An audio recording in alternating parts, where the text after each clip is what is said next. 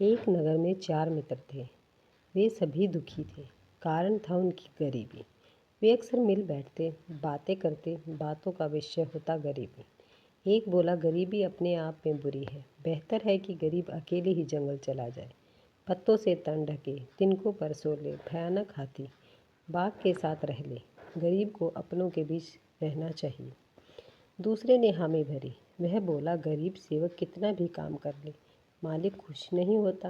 वह चिढ़ता ही रहता है। अपनों को भी वह नहीं सुहाता। भलाई करो तो हंसी उड़ाई जाती है, यहाँ तक कि अपने बच्चे भी साथ छोड़ देते हैं। पत्नी भी बात नहीं सुनती। बचपन के सभी साथी में कन्नी काटने लगते हैं। एक के बाद एक आफत आती रहती है। तीसरा भी सहमत था, बोला, तुम दोनों ठीक कह रहे हो। पैसे के बिना आदर नहीं होता, चाहे कोई बहादुर हो या सुंदर या पंडित। गरीब को कोई नहीं पूछता, कोई भी मान नहीं देता। चौथा भी चुप नहीं रहा, बोला, आदमी वही है, शरीर वही है, नाम और गुण भी वही है, पर पैसे के आते ही वह ऊंचा उठ जाता है। पैसे की अपनी ही गर्मी है, अपनी ही ताकत है। पैसे वाले का मन अपने आप बढ़ जाता है, यही सच है। सभी की राय एक ही थी। उन्होंने सोच लिया कि धन कमाना ही है। कमाने के लिए कहीं और जाना होगा। दुनिया की यही रीति है। नीति भी कहती है कि परेशानी आदमी को उलझाती है, तब वह सगे संबंधी छोड़ता है, वह जन्मभूमि छोड़ता है, कभी कभी तो सच बोलना भी छोड़ देता है। चारों मित्र चल पड़े। चलते चलते वे एक नगरी में पहुँचे। नगरी का नाम था वंती। वहाँ शिप्रा नदी थी। उन्होंने शिप्रा नदी में स्नान किया, महाकाल को प्रणाम किया।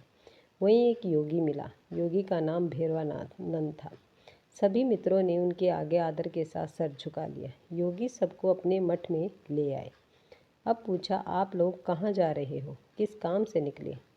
मित्रों ने बताया, हम लोग कमाने निकले हैं, धन के लिए खतरा भी उठा सकते हैं।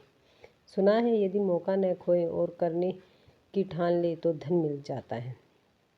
कभी कभी धन के साथ दूसरी अमूल्य चीज़ भी मिल स जाती है।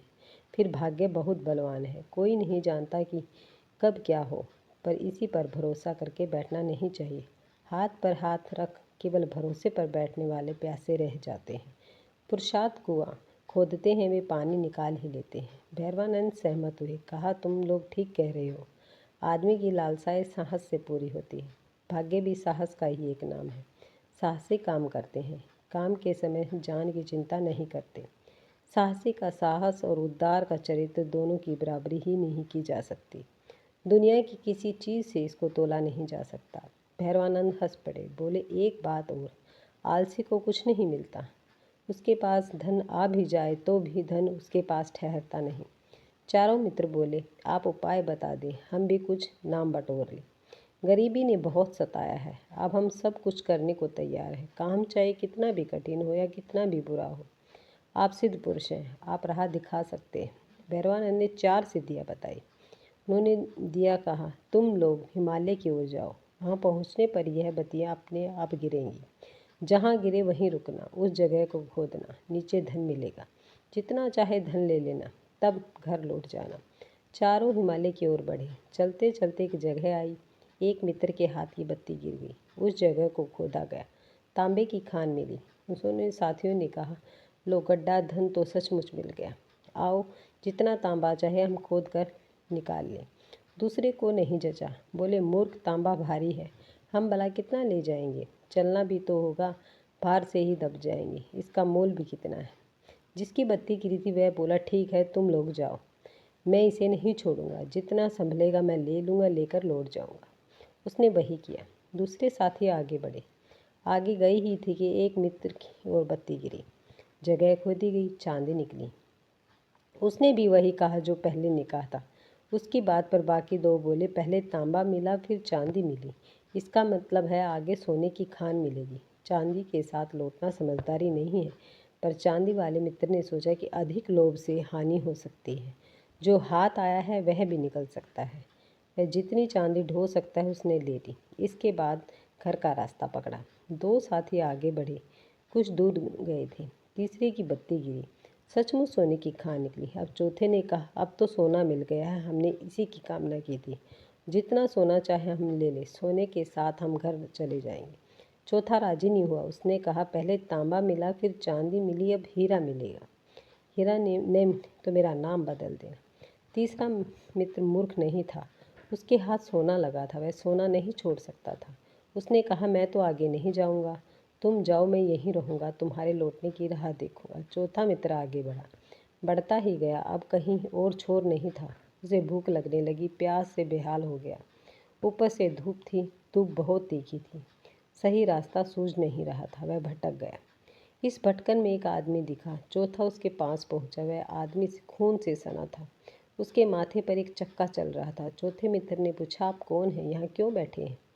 आपके माथे पर यह घूमता चक्कर कैसा है? उसने बात शुरू ही की थी, सहसा वह चक्का उस आदमी के सिर पर आ उतरा, चौथे मित्र के सिर पर सवार हो गया। चौथा मित्र अचरज का ठिकाना न रहा। उस आदमी ने कहा, भाई, इसी तरह यह मेरे सिर पर बैठा था, इस चक्के का यही नियम है, अब यह तुम्हारे सिर पर सवार रहेगा। छटपटाते चौथे मित्र ने कहा, कोई उपाय तो होगा, इसे कैसे उतारो, बहुत तकलीफ हो रही है। आदमी बोला, यह तभी उतरेगा जब कोई इस बत्ती के साथ आएगा, यह चक्का तब उसके माथे पर चढ़ जाएगा। चौथे ने पूछा, इस हालत में कितनी देर रहना पड़ेगा? आदमी ने कहा, अनंत काल तक, न भूख लगती न प्यास, कोई इधर नहीं आता, अजीब अकेलापन है, बहुत पीड़ा होती है, अब मुझे आज्ञा दे। वह आदमी चला गया।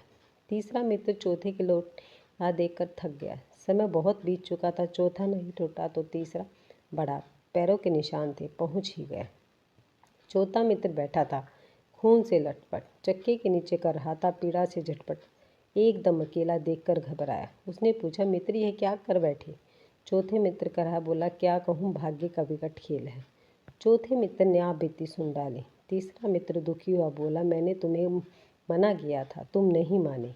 किसी को भी लालच नहीं करना चाहिए, तुम तो समझदार भी थे, इतना मूर्ख साबित कर दिया। नीति कहती है कि बुद्धि विद्या से बड़ी होती है। कभी कभी बहुत पढ़े लिखे भी बुद्धि से काम नहीं लेते।